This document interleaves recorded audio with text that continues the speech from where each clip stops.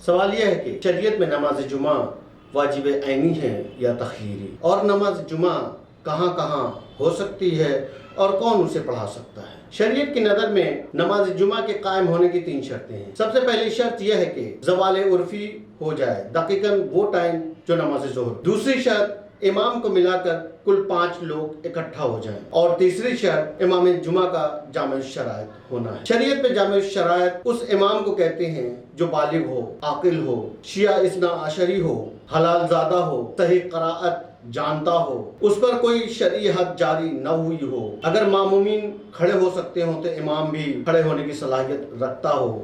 اور شریعت کی نظر میں عادل امام اسے کہتے ہیں جو واجبات کو انجام دیتا ہو اور حرام سے پرہیز کرتا ہو اور اس کے اخلاق و کردار اس کی گواہی دیتے ہوں۔ لہٰذا امام جمعہ کے لیے عالم ہونا ضروری نہیں ہے، بلکہ ایک عام آدمی جسے صحیح قراءت آتی ہو اور حرام اور حلال سے پرہیز کرتا ہو، بس اتنا ہی کافی ہے۔ اور نماز جمعہ کے صحیح ہونے کی 3 شرطیں ہیں۔ سب سے پہلی شرط یہ ہے کہ نماز جمعہ با جماعت ہو۔ دوسری شرط یہ ہے کہ 2 نماز جمعہ کے درمیان ایک فرسخ جو کوئی 5 سے 5.5 کلومیٹر بیٹھتا ہے اتنا فاصلہ ہو۔ اور تیسری شرط یہ ہے کہ نماز جمعہ سے پہلے 2 خطبے دیے جائیں۔ یہ 3 شرطیں ہیں جن کے بعد نماز جمعہ صحیح ہے۔ لہٰذا اگر 2 نماز جمعہ 5 سے 5.5 کلومیٹر کے اندر ہو رہی ہوں تو جو جمعہ سب سے پہلے شروع ہوگا وہی صحیح مانا جائے گا، اور وہ جمعہ جو بعد میں شروع ہوگا وہ باطل ہوگا۔ نماز جمعہ میں ایک بات یاد رکھنے کی ہے کہ نماز جمعہ میں 2 خطبے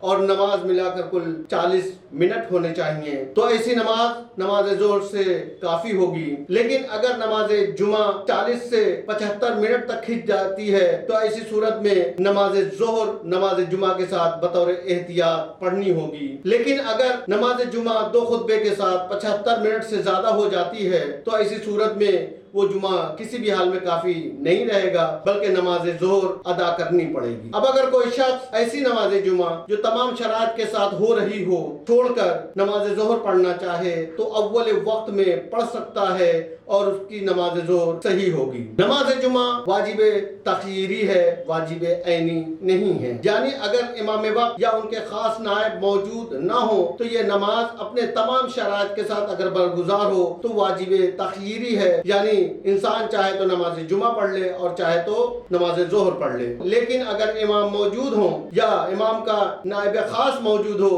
تو ایسی صورت میں نماز جمعہ واجب عینی ہو جائے گی اور اس میں شرکت کرنا ہر ایک پر لازم و واجب ہوگا۔